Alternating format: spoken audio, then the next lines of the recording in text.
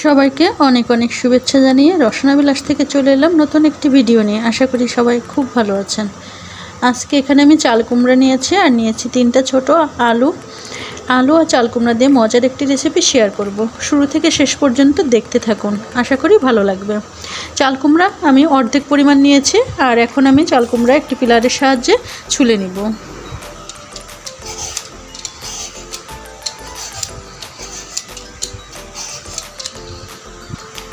আলু ও চাল কুমড়া আমি পিলারের সাহায্যে খোসাটা ছাড়িয়ে নিয়েছি। এখন আমি টুকরা করে কেটে নিব। আলুটা আমি মাঝারি সাইজের এভাবে টুকরা করে কেটে নিয়েছি। আমি চাল কুমড়াটাও ঠিক একই সাইজে এভাবে টুকরা করে কেটে নিব। চাল কুমড়াটাও আমি এভাবে ছোট টুকরা করে কেটে নিয়েছি। চুলে একটি কড়াই দিয়েছি, এখন দিয়ে দেব পরিমাণ মতো তেল। এখন এর মধ্যে আমি হাফ চামচেরও কম দিয়ে দেবো আস্ত জিরা, দিয়ে দেবো একটি তেজপাতা। এখানে আমি একটি শুকনো মরিচ দিয়েছি। ফোড়ন থেকে যখন সুন্দর একটি ঘ্রাণ আসবে তখন এর মধ্যে আমি টুকরো করে রাখা আলু দিয়ে দিব।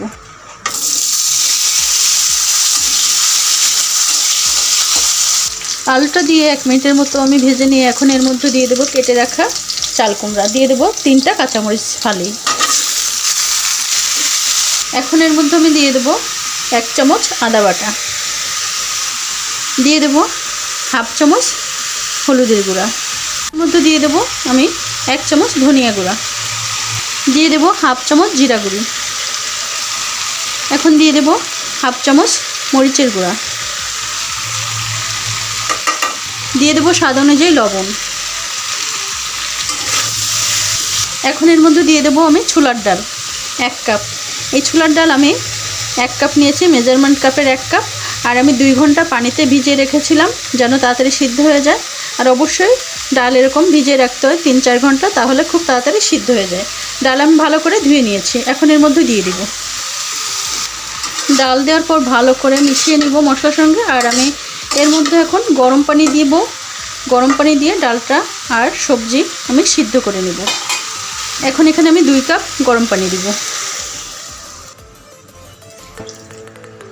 এখন লো আঁচে রান্না করব 20 মিনিট, আর তত সময় আমি ঢেকে দিব। ফিরে এলাম 20 মিনিট পর, এখন ঢাকনা খুলে দিব।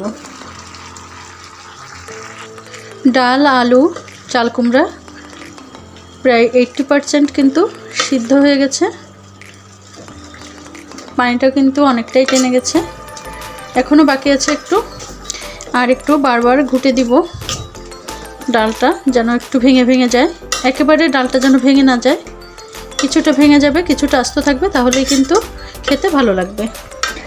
চাল কুমড়া, আলু, ডাল একদম সিদ্ধ হয়ে গেছে। এ পর্যায়ে আমি একটি বাগার দিব। এখন এই কড়াইটি আমি নামিয়ে ফেলবো, অন্য একটি কড়াই দিব। চুলে একটি কড়াই দিয়েছি পরিমাণ মতো তেল। এখন এর মধ্যে দিয়ে দেবো হাফ চামচ পাঁচফোড়ন, ছোট চামচের হাফ চামচ দিয়েছি আর একটা শুকনো মরিচ। শেষের দিকে এই ফোড়নটা অবশ্যই দিতে হবে, তাহলে কিন্তু আসল স্বাদটা পাওয়া যাবে আর ফ্লেভারটাও কিন্তু অনেক সুন্দর আসবে। নিরামিষ রান্না শেষের দিকে অবশ্যই এই ফোড়নটা দেওয়ার চেষ্টা করবেন। ফোড়ন থেকে যখন সুন্দর একটি ঘ্রাণ আসবে তখন আমি এই ফোড়নটা ঢেলে দিব ওই তরকারির মধ্যে। এখন আমি ফোড়নটা ঢেলে দিব, ভালো করে মিশিয়ে নিব আর একটু ঢেকে দিব। ফোড়ন দেওয়ার সাথে সাথে একটু ঢেকে দিতে হয়। ফোড়নটা দেওয়ার পর আমি 3 মিনিটের মতো ঢেকে রান্না করব। এই সময় চুলার আঁচটি কিন্তু মিডিয়াম থাকবে। ফিরে এলাম 3 মিনিট পর, এখন ঢাকনা খুলে দিব। এখন এর মধ্যে আমি দিয়ে দেবো 1 চামচ চিনি। নিরামিষ রান্নায় চিনিটা দিলে স্বাদটা কিন্তু ভালো লাগে। একটি চামচ দিয়ে ভালো করে একটু ঘুটে দিব যেন সবজিগুলো একটু ভেঙে যায়, একটু আস্ত থাকে।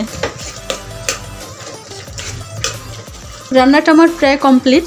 আমার রান্না যদি ভালো লেগে থাকে তাহলে অবশ্যই লাইক, কমেন্ট, শেয়ার করবেন এবং আমার ইউটিউব চ্যানেলটি সাবস্ক্রাইব করে আমার পাশে থাকবেন। এখন এর মধ্যে আমি দিয়ে দেবো ধনেপাতা কুচি। শেষের দিকে এই ধনেপাতা কুচি দিলে স্বাদটা কিন্তু অনেক গুণ বেড়ে যায়, ঘ্রাণটা অনেক সুন্দর আসে। নিরামিষ রান্নায় কিন্তু খুব ভালো লাগে খেতে। এই রান্নাটি কিন্তু একটু মাখা মাখা হবে, দেখে বুঝতে পারছেন। তৈরি হয়ে গেল ছোলার ডাল ও চাল কুমড়া দিয়ে দারুণ স্বাদের তরকারি। রুটি, পরোটা কিংবা সাদা ভাতের সাথে জমে যাবে দারুণ স্বাদের এই তরকারি। নিরামিষ এই তরকারি একবার হলেও ট্রাই করে দেখতে পারেন, আশা করি সকলের ভালো লাগবে। রেসিপিটি ভালো লাগলে অবশ্যই লাইক, কমেন্ট, শেয়ার করবেন এবং আমার ইউটিউব চ্যানেলটি সাবস্ক্রাইব করে আমার পাশে থাকবেন। ধন্যবাদ সবাইকে।